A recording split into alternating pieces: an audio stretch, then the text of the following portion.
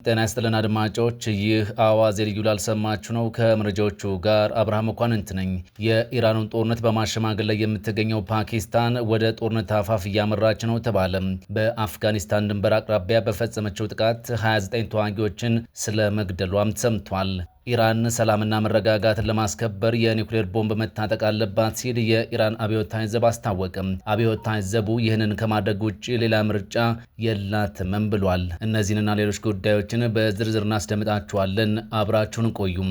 ፓኪስታን በአፍጋኒስታን ድንበር አቅራቢያ 29 ታጣቂዎችን መግደሏን አስታወቀች። ጥቃቱ የተፈጸመው የጦር መሳሪያና ፈንጅ የታጠቁ ታጣቂዎች በካራቺ ከተማ 3 ወታደሮችን ከገደሉ በኋላ እንደሆነ ታውቋል። የፓኪስታን የጸጥታ ኃይሎች በቅርቡ ለደረሱባቸው ገዳይ ጥቃቶች ምላሽ ለመስጠት በፓኪስታንና አፍጋኒስታን ድንበር ላይ ባደረጉት የየብስና የአየር ላይ ጥቃት 29 ታጣቂዎችን መግደላቸውን ባለስልጣናት ይፋ አድርጓል። የፓኪስታን የማስታወቂያ ሚኒስትር በማህበራዊ ትስስር ገጻቸው ባወጡት መረጃም ዘመቻው የተጀመረው ታጣቂ ቡድኖች በመላ ሀገሪቱ በተደጋጋሚ ለፈጸሙት ጥቃት ምላሽ ለመስጠት መሆኑን አስታውቋል። ሚኒስትሩ 3ቱን የምስራቅ አፍጋኒስታን ግዛቶች በመጥቀስ በኤክስ ገጻቸው ላይ የተጠና ጥቃት ተፈጽሟልም ብለዋል። በሌላ በኩል የአፍጋኒስታን ታሊባን መንግስት ምክትል ቃል አቀባይ እንደገለጹት በፓኪስታን ጥቃት ቢያንስ 36 ሰላማዊ ሰዎች ሲገደሉ ሌሎች 163 ሰዎች ደግሞ ቆስለዋል።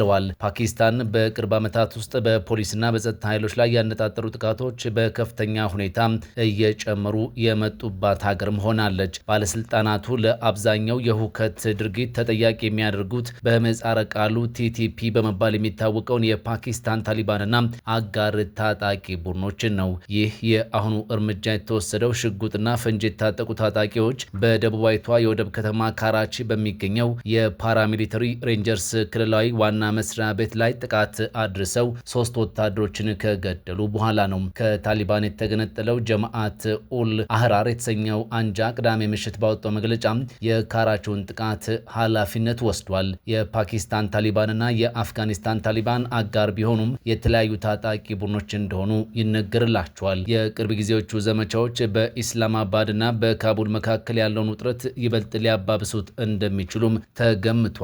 የእሁዱ ድንበር ተሻጋሪ የአየርና የብስ ጥቃት የተፈጸመው የፓኪስታን ጦር በአፍጋኒስታን ውስጥ በሚገኙ የታጣቂ ቡድኖች መደበቂያ ናቸው ባላቸው ስፍራዎች ላይ የአየር ጥቃት ካካሄደ ከ3 ሳምንታት በኋላ ነው። ምንም እንኳን ዘላቂ ሰላም ለማስፈን ዓለም አቀፍ ጥረቶች ቢደረጉም ኢስላማባድ በጎረቤት ሀገራት መካከል ግልጽ ጦርነት ላይ ጠራችውን ሁኔታ ተከትሎም ለ1 ወር ያህል ቆይቶ የነበረውን አንጻራዊ መረጋጋት ይህ ጥቃት አባብሶታል። ይህ መባባስ በሀገራቱ መካከል ለወራት ያህል የዘለቀውን የአንጻራዊ ወታደራዊ እርምጃ ተከትሎ የመጣ እንደሆነም ተነግሯል።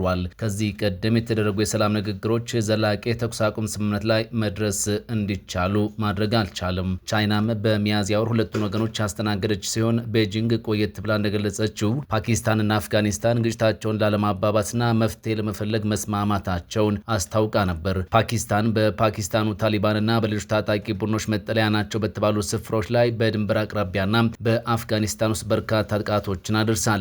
ፓኪስታን የአፍጋኒስታንን የታሊባን መንግስት በተለይም የፓኪስታን ታሊባንን ጨምሮ በፓኪስታን ውስጥ ገዳይ ጥቃቶችን የሚፈጽሙ ታጣቂዎችን ታስጠልላለች ስትል ደጋግማ ትከሳለች። ኢራን ሰላምና መረጋጋትን ለማስከበር የኒውክሌር ቦምብ መታጠቅ አለባት ሲል የኢራን አብዮታዊ ዘብ ገለጸ። ከእስላማዊ አብዮታዊ ዘብ ጋር ግንኙነት ያለው አንድ የኢራን መገናኛ ብዙሃን እንደገለጸው ኢራን የኒውክሌር ቦምብ ከመገንባት ውጪ ሌላ አማራጭ የላትም ብሏል። ይህ ውሳኔ ለሰላም ስምምነቱ አደጋ ደቅኗልም ተብሏል። በዚህ ወር መጀመሪያ ላይ በዋሽንግተንና በቴህራን መካከል በተፈረመው ሰነድ መሰረት ባለፈው ዓመት የክትትል ስራው ተቋርጦ ከቆየ በኋላ ኢራን ለዓለም አቀፉ የአቶሚክ ኢነርጂ ኤጀንሲ ተቆጣጣሪዎች በኒውክሌር ጣቢያዎቿ ላይ እንደገና መዳረሻ ለመስጠት ተስማምታ ነበርም ተብሏል። በተጨማሪም የኒውክሌር መሳሪያ እንደማታበለጽግም ቃል ገብታለች። በሌላ በኩል ዩናይትድ ስቴትስ ኢራን ማንኛውም የኒውክሌር ማበልጸግ ስራ ለ20 ዓመታት እንድታቆም መጠየቋ ይታወቃል። ይህ መግለጫ የወጣው የዓለም አቀፉ የአቶሚክ ኢነርጂ ኤጀንሲ ዋና ዳይሬክተር ተቆጣጣሪዎቻቸው የኒውክሌር ፕሮግራሙን ለመከታተል በኢራን የኒውክሌር ጣቢያዎች ላይ ሙሉ መዳረሻ እንዲሰጣቸው ጥሪ ካቀረቡ በኋላ ነው። የኢራን መንግስት መሳሪያዎችን የማልማት ፍላጎት እንደሌለው በግልጽ አረጋግጧል። ነገር ግን በእርግጥ ፍላጎት ብቻውን በቂ አይደለም ሲሉ የኤጀንሲው ዋና ዳይሬክተር አርብ ዕለት መናገራቸውም ተዘግቧል። የኢራን ፖለቲከኞችም የሀገሪቱን የመገናኛ ብዙሃን ጥሪ በመደገፍ ሀገሪቱ ራሷን የመከላከል መብት እንዳላት በማንሳት ተከራክሯል። የውጭ ጉዳይ ሚኒስቴር ቃል አቀባይ እስማኤል ባጌ አርብ ዕለት በኤክስ ገጻቸው ላይ ባወጡት መግለጫ የኢራን ወታደራዊ አቅም የኢራን ሕዝብ ከጥቃትና ከወንጀል አንጻር ያለውን ተፈጥሯዊ የህጋዊ ራስን የመከላከል መብት የሚያረጋግጥ ነው ብለዋል። በተመሳሳይ ጊዜ በክልሉ ሰላምና መረጋጋትን ዋስትና የሚሰጥ ነው ካሉም በኋላ የባህረ ሰላጤ ጎረቤቶቻቸውን ወቅሰዋል። ቃል አቀባዩ በዚህ መግለጫቸው የባህረ ሰላጤው ሀገራት በሙስሊም ጎረቤቶቻቸው ላይ ጥቃት እየሰነዘሩ ነው እና ስለ እስራኤል የኒውክሌር መሳሪያ ክምችት ዝምታን መርጠዋል በማለትም ክሳቸውን አሰምቷል።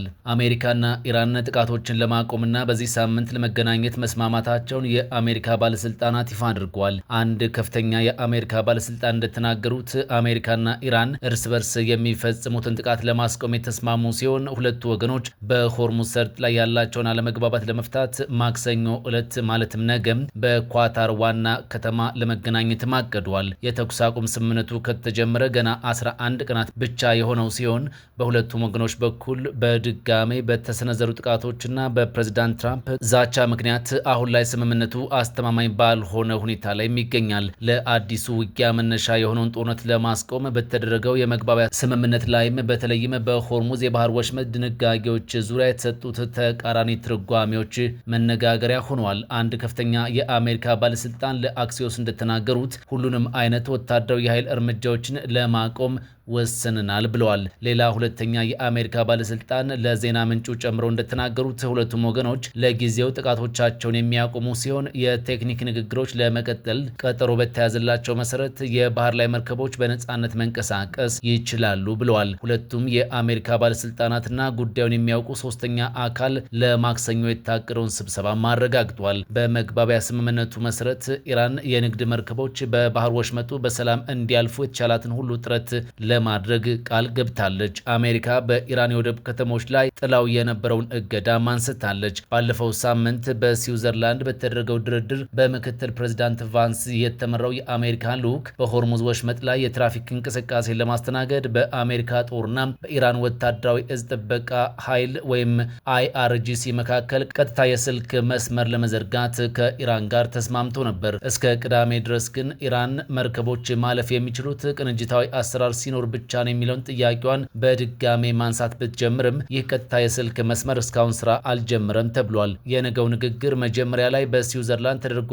በኢራን የኒውክሌር መርሃ ግብር ላይ ለመወያየት ታቅዶ የነበረ ቢሆንም የሁኔታው መባባስ ግን ውይይቱ ወደ ሌላ ቦታ እንዲዛወርና ትኩረቱም በሆርሙዝ የባህር ወሽመጥ ላይ እንዲሆን አድርጎታልም ተብሏል። የአሜሪካ የቴክኒክ ቡድን የሚመሩት ኒክ ስቱዋርት በንግግሩ ላይ ይሳተፋሉ ተብሎም እንደሚጠበቅም ተነግሯል። ዋይት ሀውስ በጉዳዩ ላይ አስተያየት እንዲሰጥ ለቀረበለት ጥያቄ ምላሽ አለመስጠቱንም አክሲዮስ አስነብቧል።